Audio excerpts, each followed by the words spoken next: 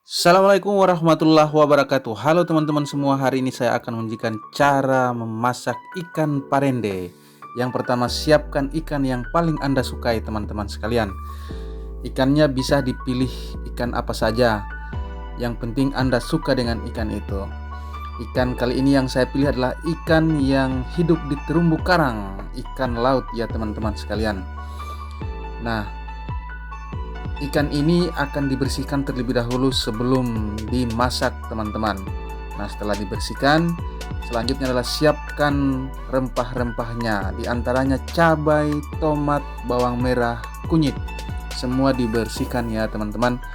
Kupaslah bawang merahnya, cabainya dibuang tangkainya, kemudian tomatnya nanti dikeluarkan bijinya agar bisa dinikmati dengan suka hati dan tentu indah dilihat teman-teman sekalian.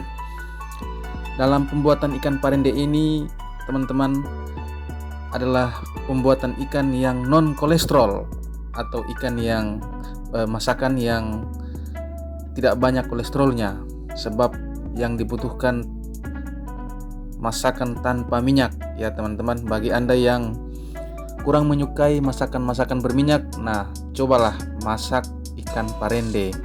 Masakan ikan parende merupakan masakan khas Buton, Sulawesi Tenggara. Teman-teman sekalian, selain cabai, tomat, dan bawang, teman-teman juga harus haluskan kunyit yang telah dikupas kulitnya. Dalam proses penghalusan kunyit ini bisa dilakukan dengan cara ditumbuk, bisa juga dihaluskan dengan diparut, atau diiris tipis-tipis. Terserah selera teman-teman sekalian. Cara-cara itu agar kunyitnya meresap ke dalam ikan yang nantinya akan dimasak. Nah, kunyit ini merupakan penghilang rasa amis.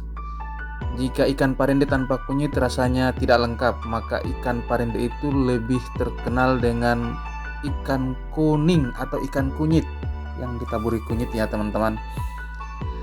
Tentu kunyit sangat menentukan rasa dari ikan parende ini, juga menentukan warna dari ikan parende ini. Teman-teman sekalian, langkah yang keempat adalah taburi garam, vitsin, dan jeruk pada ikan yang telah dibersihkan. Nah, inilah tampilan ikan tadi yang telah dipotong-potong dan dibersihkan. Jangan lupa juga jeruk ditaburi secukupnya ya teman-teman sekalian. Nah, jeruk ini berfungsi untuk menambah rasa khas dari ikan parende. Langkah yang kelima, taburi pula kunyit yang telah dihaluskan pada ikan yang sudah dibersihkan. Pastikan bahwa kunyitnya merata ke seluruh ikan yang sudah dipotong-potong. Langkah yang keenam, aduk hingga merata. Teman-teman sekalian, untuk perasa makanan seperti jeruk bisa diganti dengan belimbing atau bisa juga diganti dengan tomat, terserah sesuai selera teman-teman. Yang ketujuh, irislah bawang merah yang sudah dikupas dan ditaburi ke tempat ikan. Bawang merah juga sangat diperlukan di setiap masakan. Kalau tidak ada bawang merah, rasa-rasanya masakan itu tidak sempurna. Maka pastinya bawang merah akan kita temukan pada setiap masakan, terutama masakan lauk pauk ya teman-teman, baik sayur maupun ikan. Teman-teman sekalian, bawang merah ditaburi ke dalam ikan secukupnya sesuai dengan kebutuhan. Bila ikannya banyak, maka bawang merahnya juga banyak. Tentu ibu-ibu di rumah yang hobi masak bisa memprediksi berapa banyak bawang yang akan diperlukan. Jangan lupa iris tomat tipis-tipis dan ditaburi ke dalam ikan. Nah, tomat ini jika jeruk atau belimbing tidak ada sebagai bahan pengasam, maka bisa diganti dengan tomat.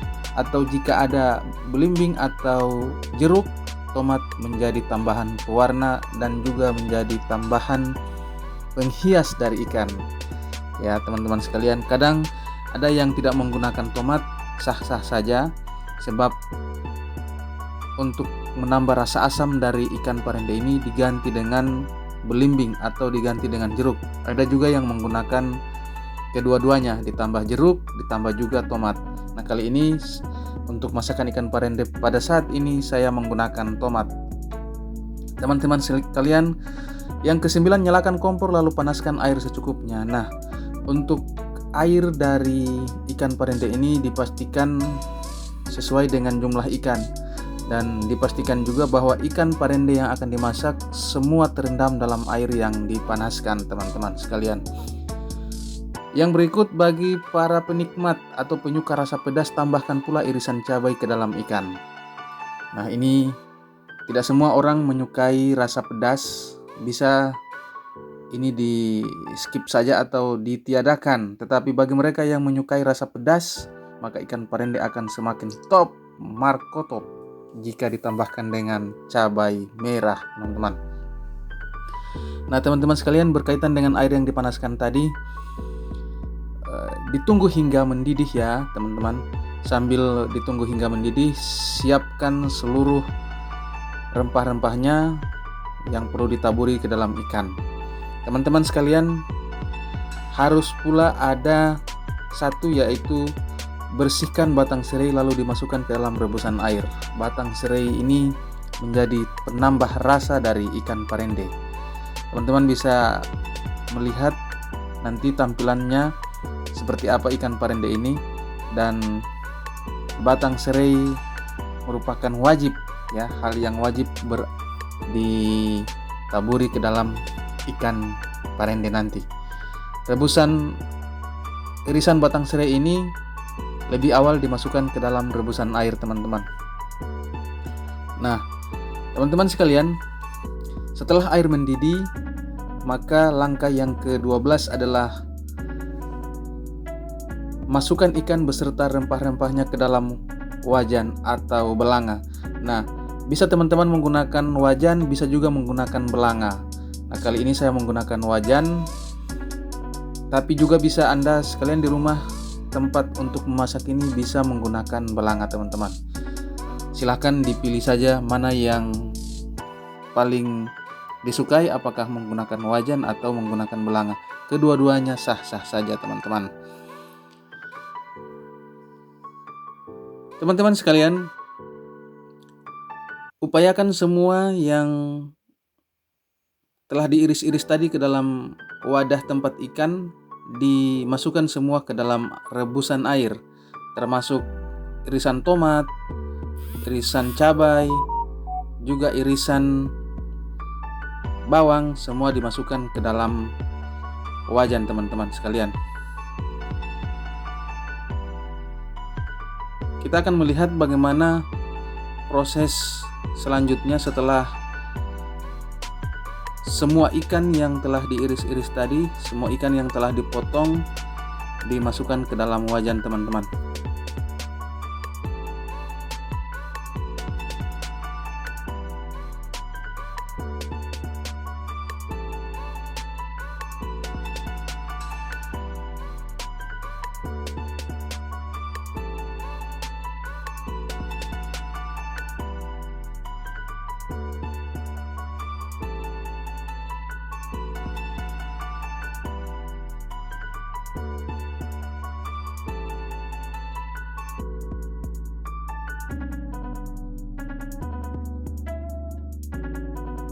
Teman-teman sekalian, setelah semua ikan masuk ke dalam wajan, maka langkah selanjutnya adalah tambahkan jeruk secukupnya sebagai penambah rasa asam ikan parende. Teman-teman sekalian, jeruk nanti akan ditambah lagi ketika rasanya kurang setelah air mendidih beberapa kali dan ikannya hampir matang, maka silahkan dirasa apakah kekurangan garam atau kekurangan jeruk atau kekurangan vitsin, teman-teman sekalian. Nah, teman-teman, setelah semua ditaburi, ditaruh di dalam wajan, maka langkah selanjutnya adalah tunggu hingga ikannya matang dengan sempurna. Nah, teman-teman bisa melihat tampilannya. Sepertinya teman-teman tidak sabar lagi untuk mencoba mencicipi, apalagi dimakan dengan nasi hangat atau pasangannya paling cocok dengan singkong atau kasuami sebagai pasangan yang tepat.